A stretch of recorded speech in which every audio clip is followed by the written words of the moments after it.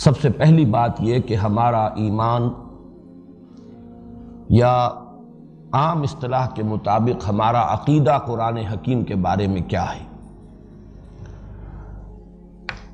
तीन सादा तरीन जुमलों में कुरान हकीम से मुताल्लिक जो हमारा अकीदा है उसे बयान किया जा सकता है। नंबर एक, कुरान अल्लाह का कलाम है। नंबर दो, ये मोहम्मदुर रसूलुल्लाह सल्लल्लाहु अलैहि वसल्लम पर नाजिल हुआ। और नंबर तीन, ये हर एतबार से महफूज है और कुल का कुल मिनो अन मौजूद है। इसकी हिफाजत का जिम्मा खुद अल्लाह ने लिया है।